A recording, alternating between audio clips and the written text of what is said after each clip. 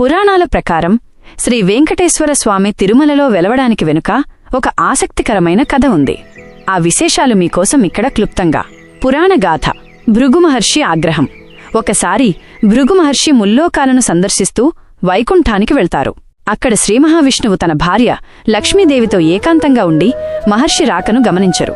దీనితో కోపగించిన భృగువు విష్ణువు వక్షస్థలాన్ని తన కాలితో తంతారు. లక్ష్మీదేవి అలుక. విష్ణుమూర్తి శాంతంగా భృగువు పాదాలను ఒత్తుతూ క్షమాపణ కోరతారు. అయితే తన నివాస స్థానమైన విష్ణువు వక్షస్థలం స్వామి గుండెపై అన్యులు తన్నడాన్ని భరించలేని లక్ష్మీదేవి వైకుంఠాన్ని విడిచి భూలోకానికి వచ్చి కొల్హాపూర్లో తపస్సు చేసుకుంటుంది. శ్రీనివాసుడి భూలోక ప్రవేశం.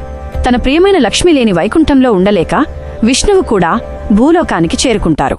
శేషాచలం కొండల్లోని ఒక చింతచెట్టు కింద ఉన్న చీమల పుట్టలో నివసిస్తూ శ్రీనివాసుడు అనే పేరుతో ధ్యానం మొదలు పెడతారు.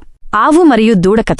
బ్రహ్మ, శివుడు ఆవు, దూడ రూపాలు ధరించి శ్రీనివాసుడి ఆకలిని తీర్చడానికి వస్తారు. చోళరాజు వద్ద ఉన్న ఆ ఆవు ప్రతిరోజూ పుట్టలో ఉన్న స్వామికి పాలు ఇచ్చేది.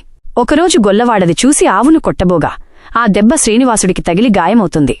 పద్మావతి వివాహం. ఆ తర్వాత వకుళామాత సంరక్షణలో ఉన్న శ్రీనివాసుడు ఆకాశరాజు కుమార్తె అయిన పద్మావతీదేవిని వివాహం చేసుకుంటారు. ఈ వివాహం కోసం కుబేరుడి వద్ద అప్పు తీసుకుంటారు. శిలగా మారడం.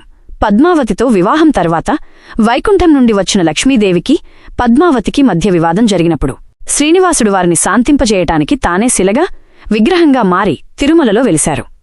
ముఖ్యమైన విషయాలు. కలియుగ దైవం.